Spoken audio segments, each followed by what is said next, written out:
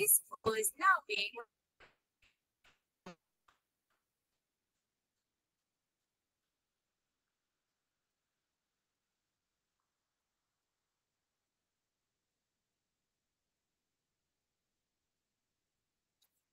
Assalamualaikum warahmatullahi wabarakatuh dan salam sejahtera.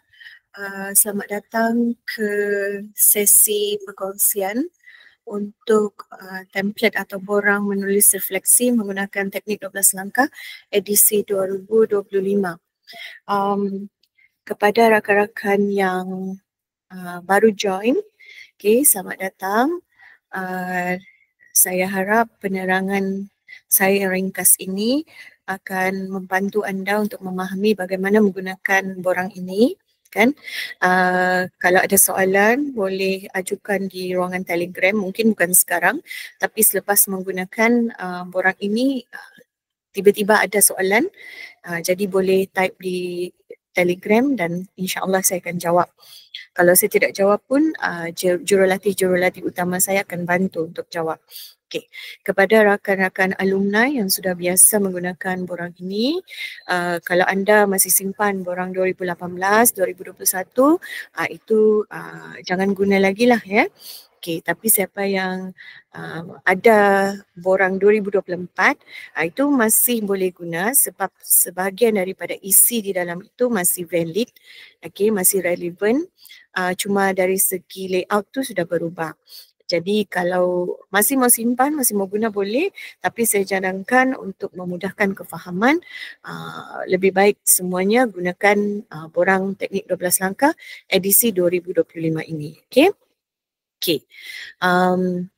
Yang kedua ialah kepada rakan-rakan alumni, mungkin masih ingat dalam borang versi yang sebelum ini, kita ada proses sheets di bawah tu ada banyak yang mewakili 5 proses. Tapi untuk edisi yang 2025 ini, proses itu saya telah buang, saya delete, di mana semuanya saya masukkan dalam satu sheets yang sama. Kalau kita lihat di jalur A dan B ini dan C ini mewakili proses yang pertama. So proses jalur D ni adalah proses yang kedua dan jalur E ialah proses yang ketiga. Kalau sebelum ni edisi yang lama tu kita kena pindah copy paste jawapan kan mengikut proses, tapi dalam edisi 2025 ni semua sekali kita boleh buat dalam masa yang serentak dalam sheets yang sama. Apa yang baru lagi di dalam edisi 2025 ini ialah saya pecahkan 12 soalan itu mengikut fasa. Fasa pertama, fasa kedua, fasa ketiga dan fasa keempat itu berada dalam jalur yang berwarna biru ini. Jadi ini akan memudahkan rakan-rakan untuk membuat jadual tempoh masa kajian tindakan sendiri. Jadi kepada rakan-rakan yang membuat sesi LDP atau bengkel di peringkat sekolah, daerah atau negeri masing-masing, mereka juga lebih mudah membuat jadual bengkel. Mungkin bengkel siri 1, fasa 1, fasa 2, bengkel siri 2, fasa 3, bengkel siri 3, fasa 4, contoh. Dan selain daripada itu, versi yang sebelum ini, saya lebih kepada poin-poin kan untuk bantu rakan-rakan memahami soalan dan jawapan. Tapi dalam edisi yang terkini ini, semua poin-poin itu saya ubah dalam bentuk ayat penerangan. Yang mana saya berharap dengan membaca penerangan itu, walaupun rakan-rakan tidak mendengar penerangan daripada saya atau daripada jurulatih utama saya, anda masih juga boleh menggunakan borang ini. Dalam untuk rakan-rakan yang baru join, saya ingin share sedikit dari mana teknik 12 langkah ini berasal. So sebenarnya teknik 12 langkah ini dia bukanlah satu format baru dalam kajian tindakan. Format tetap format, anda boleh pilih mana-mana format kajian tindakan yang anda suka kan. Dari EPRD boleh, dari MANEP, dari pihak mana-mana penganjur, itu adalah format, terserah pada anda. Okay. Teknik 12 langkah ini dia adalah satu teknik yang memandu rakan-rakan supaya boleh buat kajian tindakan dengan mudah dan cepat. Okay, maksud mudah dan cepat ini ialah bila saya kongsikan pengalaman saya. Okay, sebelum ni masa saya di sekolah kan, saya posting tahun 99. So bila saya posting, Labuan ni sedang membudayakan kajian tindakan. So saban tahun ada saja bengkel kajian tindakan yang dilaksanakan, dan pada masa tu saya antara guru muda lah. Ya, so biasalah kalau guru muda ni saya diberi peluang untuk menghadiri banyak bengkel ya, termasuklah bengkel-bengkel kajian tindakan. Cuma masalah saya pada masa itu ialah saya suka buat kajian tindakan. Saya faham masa bengkel tu, tapi bila saya kembali ke sekolah selesainya bengkel, saya masih tidak dapat menyiapkan kajian tindakan saya sebab saya macam stuck tau, saya sangkut dalam part menulis. Saya ada idea, saya ada bahan, saya ada buat intervensi di bilik darjah, tapi saya tidak mampu menulis kajian tindakan sebab saya terikat dengan macam orang kata masalah yang apa mau tulis, macam mana mau tulis, sangkut di situ. Jadi dengan bertambahnya pengetahuan, kemahiran, alhamdulillah yang diberikan kepada saya, okay, melalui jabatan, melalui orang perseorangan, maka saya kenal pasti bahawa masalah itu berpunca kerana istilah dalam kajian tindakan itu. Contohnya kan, dalam jalur yang ini, yang di ni kan, kalau kita kena suruh buat kan macam Surin, okey, buat kajian tindakan, mulakan dengan pendahuluan, kemudian tulis refleksi. Okey, jadi saya pun bukalah laptop saya kan, mau menaip sudah ni pendahuluan, tapi saya sangkut, alamak apa saya mau tulis saya tak tahu macam mana mau tulis, mau explain. Lepas tu sama juga dengan refleksi. Saya sangkut di situ. Saya akan macam otak saya berlegar-legar apa saya mau start. Saya tulis, lepas tu saya delete balik. Saya tulis, saya delete balik. Macam tu. Tu sama juga. Kan, saya banyak masalah. Saya tahu kalau orang tanya secara lisan saya boleh jawab. Tapi bila mau menulis tu saya sangkut. Jadi di situ yang akhirnya wujudlah istilah kajian tindakan ni susah.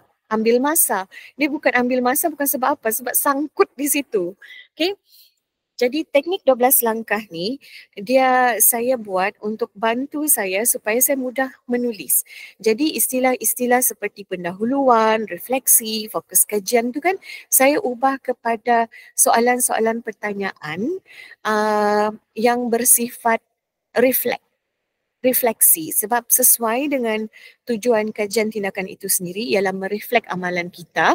Jadi kalau anda baca soalan-soalan ini, semuanya lebih kepada macam soalan yang memang kita biasa tanya di sekolah. Apa, siapa, bagaimana. Kan kalau orang tanya kita memang boleh jawab. Okey, sama juga bila kita menulis untuk jawapan soalan macam ni, saya mudah menulis. Saya kalau orang tanya saya kan macam soalan 1A ni, apakah masalah saya? Dia direct to the point soalan ni. Okey, saya reflect balik apa yang saya sudah ajar selama ni dan apa masalah saya di bilik darjah yang saya rasa saya mau tambah baik. Jadi saya boleh menulis. Jadi tiada sangkut di situ. Okey, sama juga dengan soalan 1B, 1C dan seterusnya soalan ke-12. Semua soalan 12 soalan ini adalah soalan-soalan yang diwujudkan bagi membantu rakan-rakan memahami apa sebenarnya yang mau ditulis kalau dalam bentuk istilah-istilah dalam kajian tindakan. Okey, saya bagi contoh. Kita pergi jalur D ni kan, apakah masalah saya ni? Ini kalau kita jawapan dia ni mewakili isi untuk pendahuluan. Okey, 1B, apakah punca masalah ini? Ini jawapan ni kalau kita tulis, jawapan dia adalah isi untuk refleksi. Okey, tapi sebab bila kita mau kupas mengenai masalah ini, bila kita mereflect, dia kadang-kadang banyak tau. So bila kita mereflect, dia akan jadi macam kita sudah cerita benda yang sama di perenggan atas kan, ayat atas perenggan 1, dan kita cerita lagi balik perkara yang sama di perenggan yang kedua. Okay, sebab tu kita untuk mengelakkan perkara itu, borang 12 langkah ni, teknik 12 langkah ni, dia sudah susun 12 soalan itu mengikut kesinambungan. Okey, jadi bila kita cerita perkara A di bahagian atas, kita nak akan ulang cerita benda yang sama atau di bahagian B. Soalan-soalan tu tidak berulang. Jadi bila kita menulis kajian tindakan kan, dia jadi satu penulisan yang sangat cantik yang bercerita dari awal hingga akhir proses kajian tindakan itu. Okey, dan lagi borang teknik 12 langkah ini dia bersifat mereflek diri kan. Jadi kebanyakannya dia bercerita tentang saya kan. Kalau saya berdua, saya akan cerita kami, okey, murid saya kan, guru saya. Dia sesuai dengan tujuan dan matlamat kajian tindakan itu sendiri. Dan untuk makluman, soalan 12 soalan ini bukanlah yang saya orang kata bangun tidur terus ada ilham terus buat soalan. Mereka tidak ya. Soalan 12 soalan ini adalah berdasarkan ataupun hasil rujukan saya daripada gabungan dua model refleksi. Okey, yang saya olah, okey, dan susun menjadi 12 soalan ini. Dan selain daripada itu, kredit juga kepada semua rakan-rakan saya, penasihat, terutama Dr. Dewani, Dr. Zaila, Dr. Syafiq kan, dari Manet, PRD semua.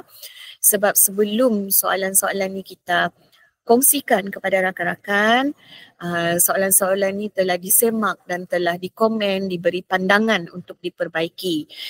Okey, dan rakan-rakan kena faham, hari ni saya bagi, esok lusa mungkin ada perubahan, so ubah lagi. Contohnya macam itulah. Okey, sebab dunia kajian tindakan ni dia sentiasa berkembang, sama seperti dunia pendidikan yang sentiasa berkembang ya. Jadi dia tidak statik. Cuma untuk pengetahuan, perubahan besar untuk ini teknik 12 langkah ni selepas 5 tahun lah. Dan saya pun last saya kongsi secara besar-besaran ialah pada tahun 2021 kan, yang selebihnya secara peringkat kecil sahaja dengan jemputan. Cuma inilah sebab dia ada satu perubahan, so saya perlu terangkan, dan penerangan ini perlu awal kerana saya percaya rakan-rakan yang menggunakan borang ini, dia ada rakan-rakan yang merupakan penyelaras di sekolah. So penting untuk saya kongsikan lebih awal supaya bila anda merancang buat bengkel kajian tindakan di peringkat sekolah, daerah atau negeri masing-masing, anda menggunakan borang yang terkini. Okey, dan sebenarnya di peringkat luar Labuan kita ada juga beberapa orang jurulatih utama. Kalau ingin tahu siapa mereka, boleh PM tepi saya atau nanti kita akan cubalah buat satu slot untuk memperkenalkan jayu-jayu ini. Okay, so rakan-rakan boleh jemput mereka juga sebab mereka pun sudah faham ya, tahu menggunakan borang teknik 12 langkah ini. Okay, balik kepada borang ini. Yang terkini juga kan, kalau sebelum ni yang lama, versi lama, semua jawapan-jawapan tu dalam bentuk poin-poin kan, tapi yang terbaru ini semua jawapan ni saya sudah bagi dalam bentuk ayat macam fill in the blanks. Cumanya lagi untuk yang saya kongsikan ini dia lebih kepada kajian tindakan di bilik darjah untuk guru lah. Okay, kalau untuk macam pentadbir kan, untuk yang bukan guru macam kerani kan atau murid, ayat ini perlu diubah sedikit lah. Walau bagaimanapun saya ada menyediakan buku rujukan yang memberikan contoh untuk penulisan kajian tindakan menggunakan teknik 12 langkah ini mengikut peranan masing-masing di sekolah ataupun di pejabat. Okay, dan insya-Allah selepas raya nanti kita ada satu kolokium pembentangan yang akan disampaikan oleh para PT okey, yang berada di sekolah dan di pejabat. Juga menggunakan teknik 12 langkah dan kita pun di Labuan sedang kita sudah rintis untuk murid buat kajian tindakan menggunakan teknik 12 langkah ini, di mana soalan tu tetap sama, cuma cara olahan jawapan tu agak sedikit berbeza dan saya harap anda semua bertahan dengan kami sepanjang tahun 2025 ini sebab kita akan kongsikan pelan-pelan satu demi satu. Cuma ini perlu kesegeraan sebab saya risau anda semua sudah terplan, terancang untuk rakan-rakan alumni kan, ada yang mungkin ada planning mau join mana-mana kolokvium ke apa semua kan, jadi perlu buat kajian tindakan yang awal juga kan, so gunakanlah edisi yang baru ini. Kemudian di jalur yang keempat ini, jalur yang kelima ni, di sini kalau yang baru join kan, kita ada satu istilah yang kita sebut mengakademikkan ayat atau mengindahkan ayat. Kalau rakan-rakan alumni dia tahu ni.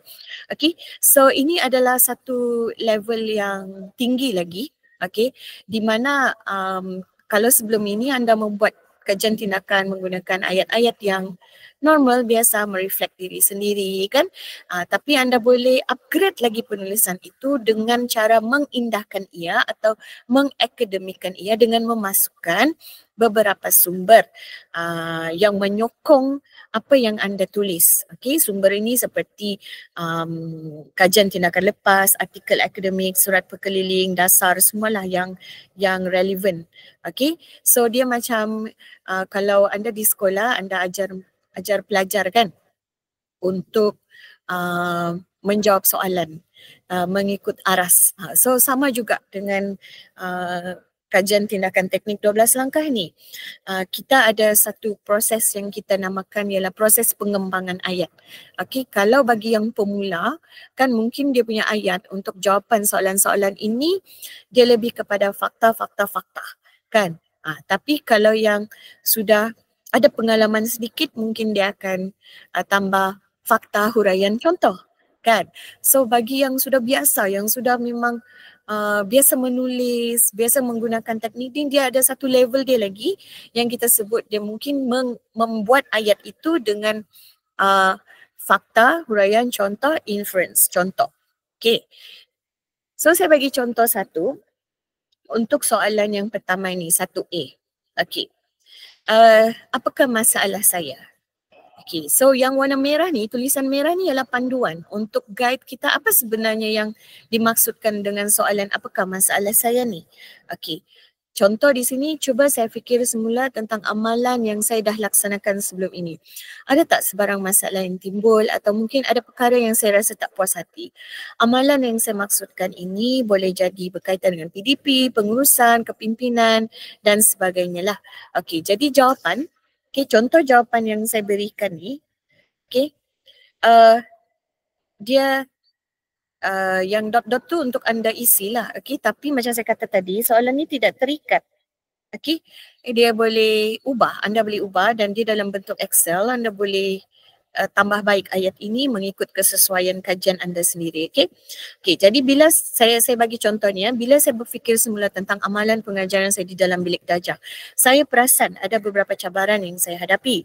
Salah satu masalah utama ialah murid saya tidak aktif semasa proses pengajaran dan pembelajaran saya. Itu ayat saya tu, itu adalah fakta. Bila saya bagi fakta tu, pembaca yang mungkin baca atau dengar saya punya ayat ni, dia mungkin tidak berapa faham lagi. Dia mesti mau tahu kan, apa maksud Cikgu Surina, dia kata murid dia pasif.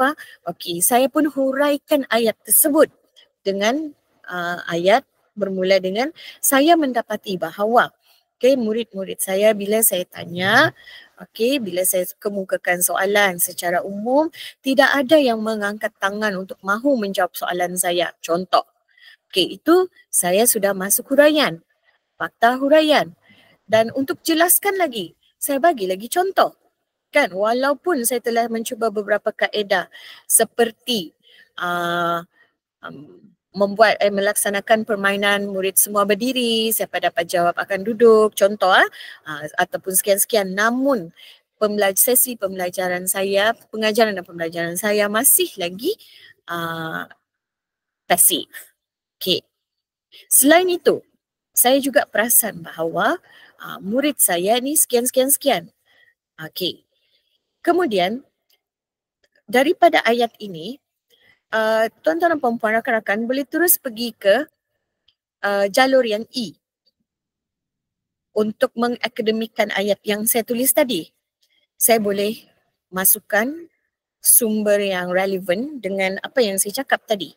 Tadi saya kata masalah PDP saya ialah murid pasif kan, tidak mau jawab soalan semua. Dan kebetulan ada kajian yang sama juga menyatakan guru lain juga menghadapi masalah yang sama. Murid dia tidak mau jawab soalan. So saya boleh masukkan. Masalah saya ini saya rasa sama seperti masalah guru-guru yang lain juga. Contohnya kajian tindakan yang telah dilaksanakan oleh cikgu bla bla bla juga menyatakan bahawa murid pasif bla bla bla bla. Di situ saya sudah mengakademikan ayat saya. So ini adalah keistimewaan borang yang edisi 2025 ni sebab dia sekali dalam satu sheets. Okay, boleh buat terus. Dan dalam masa yang sama, kalau saya lupa, saya tanya, apakah masalah saya ni apa ni ya? Oh, ini adalah pendahuluan. Begitu. Okay. So, jadi begitu juga dalam soalan 1B, okay, 1C, 1D. Itu ada di soalan 2. Okay. So, untuk soalan, ini contoh macam mana guna borang ni. Okay. Kemudian, dalam soalan ini, kan teknik 12 langkah ni, dia soalan 1, ni adalah soalan yang berkaitan dengan mengenal pasti masalah. Okay, dan saya pecahkan dia kepada 3. Apa masalah tu? Oh, masalah saya murid pasif. Apa puncanya? Oh, diorang tidak yakin, kan? Diorang malu. Apa puncanya lagi? Kenapa dia tidak yakin? Kenapa dia malu? Oh, sebab dia orang takut salah pada yang dia orang jawab. Kenapa dia orang takut salah? Mungkin dia orang risau ayat dia orang tunggang langgang atau dia orang belum berapa faham. Kenapa dia orang belum berapa faham? So bila anda jawab soalan ni kan, anda kena tanya lagi, apa punca? Terutama 4 punca ni lah sebab kita bila kita mau buat tambah baik amalan kan dalam kajian tindakan ni, kita kena cari punca masalah yang paling dominan. Yang kalau itu selesai, punca-punca lain akan terselesai. Okay?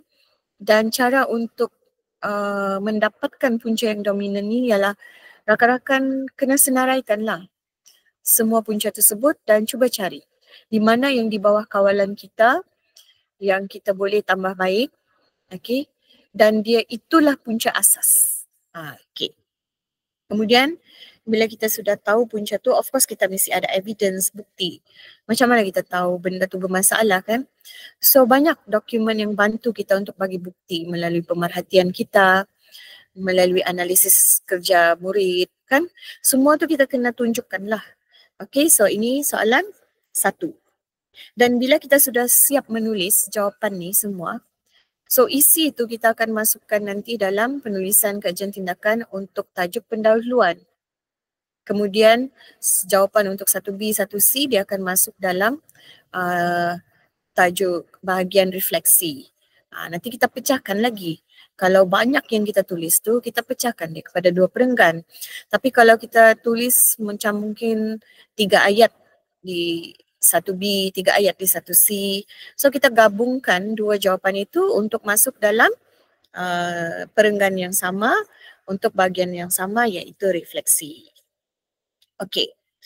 Yang kedua, soalan kedua ialah bila kita tahu sudah masalah kita, kan kita sudah senaraikan semua punca tadi. So kita kena fikir apa isu sebenar yang kita mau selesaikan ni. Itu yang saya kata tadi, apakah punca yang paling dominan. So itulah yang akan jadi fokus kajian kita. Okay, so bila itu jelas kan, barulah kita senang sambung untuk soalan yang seterusnya, iaitu soalan yang nombor 3, mengapa kita perlu selesaikan ini? So, soalan nombor 3 ni dia merujuk kepada objektif kajian sebenarnya ya. Dan objektif kajian ini kalau kita lihat di nota yang berwarna biru ni, ni kalau yang lama, versi lama, proses ketiga. Okay. Salah satu objektif yang kita dalam dunia terkini ya, dunia kajian tindakan terkini yang orang kata selalu orang lupa tulis lah, ialah salah satu objektif kita buat kajian tindakan ni ialah untuk memperbaiki dan meningkatkan amalan kita sebagai guru, amalan kita mengajar di bilik darjah. Of course sebelum ni bukan kita buat salah, tidak. Okay. Tapi kita punya macam tujuan utama tu sudah macam lari. Sebab contohnya lah kan, saya mengajar subjek A. Jadi bila saya selalu mengajar bertahun-tahun, saya dapati murid saya belum menguasai sepenuhnya lah apa yang saya ajarkan. Jadi saya pun ciptalah satu alat. Jadi saya gunakan alat itu untuk mengajar mata pelajaran saya. Jadi dengan adanya alat itu, murid saya sudah makin faham lah apa yang saya ajar. Diorang menguasai sebab result diorang naik, kan nampaklah evidence tu. Jadi saya pun kata kajian tindakan saya ni sudah berjaya lah. Tapi dalam pada itu saya lupa sebenarnya fokus utama kajian tindakan saya ni ialah untuk menambah baik amalan saya sebagai guru.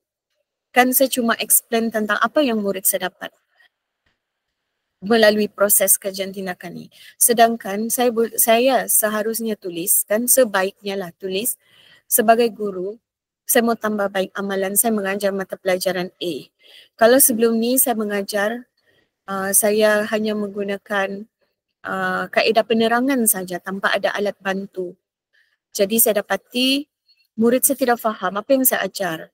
So mungkin saya hanya explain kan, tidak tunjuk, tidak show gambar ke apa kan. Tapi bila saya ubah cara saya mengajar itu, saya tambah baik amalan saya mengajar itu kan, saya gunakan alat. Alat bantu mengajar yang saya cipta sendiri, murid saya jadi faham. So objektif sebenar kajian tindakan ialah amalan saya sebagai guru telah berubah, telah bertambah baik. Dan di situ saya sudah faham bahawa bila saya mengajar, kan, saya perlu ada ABM, perlu ada alat untuk tajuk-tajuk yang sukar murid saya fahami. So itu adalah satu proses pembelajaran saya. Dan itulah sebenarnya tujuan kajian tindakan. Dan itulah kalau masa sekarang ni kan, kalau di luar negara, itulah proses yang orang ingin dengar tahu apa yang kita belajar daripada proses kajian tindakan ini. Dan itu semua ada dalam soalan 11 dan 12. Kalau sebelum ni kita dah tuliskan pengalaman kita, pahit manisnya kan. Tapi untuk yang terkini kita tulis sebab itu yang orang mau dengar. Semasa saya buat alat tadi kan, bukannya terus berjaya pun. Mungkin saya dah beberapa kali cubaan. Tidak semestinya murid terima kan. Dan itulah proses yang saya perlu kongsikan dan orang mau dengar. Okay, jelas di situ.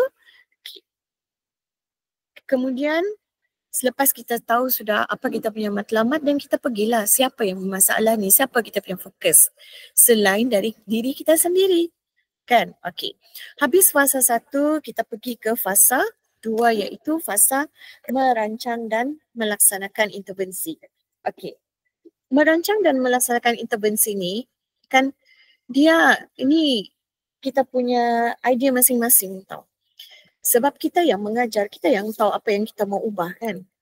Jadi dalam soalan ini kan perkara yang paling penting ialah soalan nombor 5 dan 6. Sebab soalan nombor 5 ni dia masuk dalam, kalau penulisan kajian tindakan dia masuk dalam pelaksanaan kajian lah. Di mana dalam pelaksanaan kajian ni kita pecahkan dia kepada 2 supaya penulisan kita tu cantik. Di mana perenggan 1 kita cerita tentang pengenalan intervensi kita. Kalau sebut pengenalan intervensi kita stuck lagi nanti. Apa mau tuliskan? So kita ubah dia kepada soalan yang mudah difahami iaitu apakah tindakan yang akan saya laksanakan bagi menyelesaikan isu ini. Kalau masih tak faham, rujuk nota yang warna merah tu. Baca, seolah-olah kita bercakap dengan diri kita sendiri. Okey, lepas tu ada contoh jawapan. Okey, di sini cuba jawab. So kalau anda buat intervensi anda plan mau buat permainan, ceritalah tentang permainan tu, apa tajuknya, kan, macam mana permainan tu, kan. Kalau mau buat modul, ceritalah pasal modul tu. Kan kalau mau buat kaedah, ceritalah pasal kaedah tu. Dan selesai cerita tu masuk kepada soalan nombor 6. Tadi kita sudah cerita latar belakang intervensi tu. Sekarang ni kita cerita macam mana mau laksanakan intervensi tu. Kalau buat permainan, macam mana mau main? Apa peraturannya? Kan kalau mau buat modul, bila mau guna? Macam mana mau guna? Kan? Sama juga kalau guna teknik, strategi, macam mana tu? So soalan nombor 5 dan 6 ni, kalau dalam format kajian tindakan, dia cuma tulis pelaksanaan kajian. Jadi di sini akan berlaku macam pengulangan lah. Kita cerita tentang intervensi tu macam ayat tu berulang-ulang. Tapi dengan menggunakan teknik 12 langkah ni, kita sudah pecahkan soalan itu menjadi berstruktur supaya apa yang kita cerita di perenggan atas dengan perenggan bawah dia dah sama. So dia nampak cantik sangat. Okay. So dalam intervensi ni kan, macam saya kata tadi, bila kita buat permainan, kadang-kadang wujudlah satu penciptaan kan untuk membantu supaya menguatkan lagi intervensi yang kita rancang tu. Kalau kita bermain, mungkin kita ada alat untuk digunakan dalam permainan tersebut. Kalau kita guna modul, mungkin ada alat untuk membantu supaya murid faham macam mana guna modul tu. So alat-alat ini dia kadang-kadang ada, kadang-kadang tiada. Kan tidak semua intervensi ada alat, ada produk. Okay, so kalau ada, anda jawab soalan 789. Kalau tiada, biarkanlah kosong. Jawab saja soalan 56 dan terus pergi ke soalan nombor 10. Okay, so kalau ada 789 ni, dia juga ada flow-nya. Soalan 7 kena cerita apa alat itu. Soalan 8, apa tujuan alat itu? Dan soalan nombor 9, macam mana membuat alat itu? Dan semua contoh telah diberikan, anda cuba dulu jawab. Okey, cuba jawab. Kalau ada masalah boleh tanya. Okey, kemudian bila kita sudah jawab, kan kita sudah apply alat ni. Let's say lah kan kita buat contoh mungkin macam 3 minggu lah. Okey, so minggu yang keempat kita sudah ada data. So kita boleh masuk fasa yang ketiga iaitu memerhati dan menyemak hasil intervensi. Okey, sebelum tu rakan-rakan yang baru kalau yang alumni dia sefaham. Borang teknik 12 langkah ni, kalau anda jawab, anda guna jawapan-jawapan yang anda tuliskan, sebenarnya anda boleh gunakan jawapan itu untuk tujuan lain tau. Jawapan yang sama anda boleh guna untuk dijadikan sebagai kertas kerja, laporan, even penulisan inovasi. Kalau anda ikut pertandingan inovasi kan, anda perlu buat dokumentasi tentang inovasi anda boleh gunakan jawapan yang anda tulis dalam soalan 789 ni untuk dijadikan sebagai penulisan untuk menceritakan tentang inovasi anda. Borang teknik 12 langkah ni anda simpan, anda jawab dengan betul. Okay, sepanjang tahun tu anda boleh ikut macam-macam program dengan hanya copy paste jawapan-jawapan ini dan ubah suai ikut format yang anda sertai itu. Okay? Okay. Masuk fasa ketiga. Bila sebelum kita apply kita punya intervensi kan kita sudah ada planning tau sebenarnya. Kan macam kita contoh tadi kan saya mau buat permainan. Saya sudah ada plan kalau saya buat permainan macam mana saya mau tengok hasil permainan saya ni boleh selesaikan saya punya masalah, boleh tambah baik amalan saya. Jadi saya sudah rancang tau, saya mungkin mau buat pemerhatian. So kalau saya buat pemerhatian saya mesti ada checklist kan, saya mungkin mau guna kaedah analisis dokumen. So dokumen apa yang saya mau menulis? Oh hasil kerja murid. So bila saya mau analisis hasil kerja murid, saya sudah plan apa tugasan kerja yang saya mau bagi dengan murid. Semua tu kita sudah rancang dengan teliti dan anda cuba baca soalan nombor 10 A, B, C ni. Okay, sebab di sini saya sudah bagi contoh penerangan untuk setiap soalan beserta dengan contoh ayat. Okay. Dan macam saya kata tadi, saya telah bersedia dengan beberapa buku, bukan beberapa buku, satu buku rujukan, minta maaf. Okay, macam sebelum ini, di mana kalau anda masih kurang faham, anda boleh rujuk buku itu.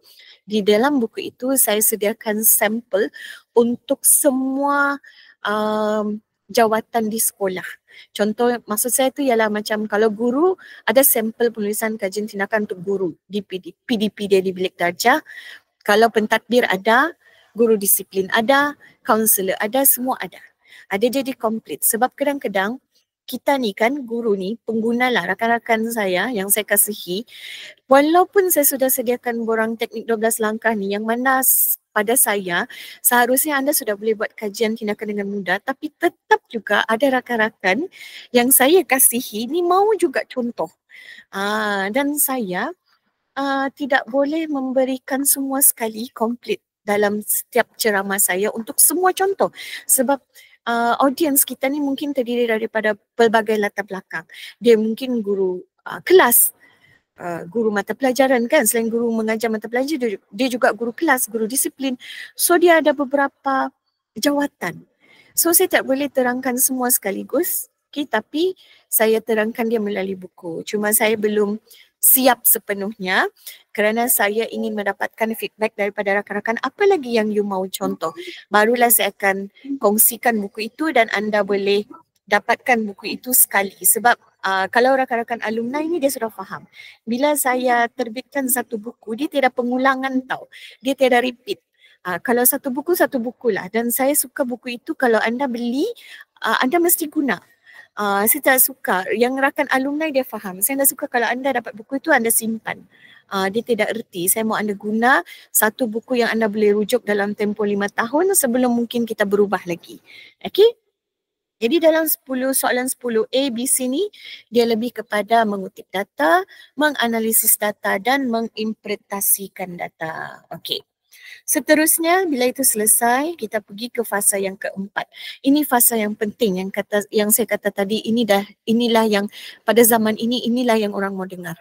Okey, kalau anda ikut mana-mana kolokvium di peringkat antarabangsa, inilah sebenarnya yang judges kan ataupun audience yang ingin tahu benda yang sangat menarik apa yang berlaku pada diri anda ketika proses kajian tindakan itu.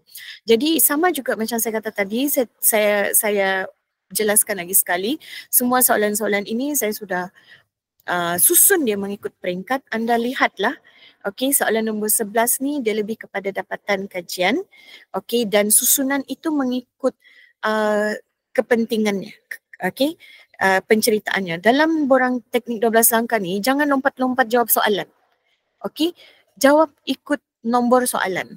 Kalau soalan nombor 8, kalau nombor 4 belum siap, jangan tiba-tiba jawab soalan nombor 11. Dia dah sesuai sudah. Okey, dia mesti ikut flow itu. Okey. Jadi dalam ni anda jawab, okey, soalan nombor 11 tu ada sampai E. Okey. Kemudian soalan nombor 12 penutup. Kita ingat penutup ni macam just tulis rumusan penutup. Tidak, penutup ni adalah aspek yang sekarang ni, kalau yang latest ni kan memang kita suka dengar. Sebab di sini ni macam-macam yang kita boleh cerita. Dan untuk edisi 2025 ni saya sudah bagi 2 situasi. Berjaya tidak, belum, sudah, semua ada. Anda baca dulu. Anda baca, okay, kemudian cuba jawab.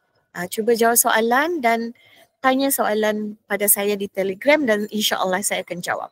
Okay, so kalau ia merujuk kepada soalan itu, screenshot gambar itu dan ajukan soalan dan saya akan jelaskan. Okay, dan saya rasanya itu sahaja, okay, yang saya boleh share setakat ini. Okay, kalau ada soalan, okay, boleh tanya dan saya alu-alukanlah untuk rakan-rakan cuba, okay. Rakan-rakan alumni pun kalau yang lama sudah dapat kajian tindakan tu, please come back, okay. Sebab ini lebih mudah insya-Allah. Rakan-rakan yang baru please join juga. Okay, so itu saja dari saya. Sekian dan terima kasih.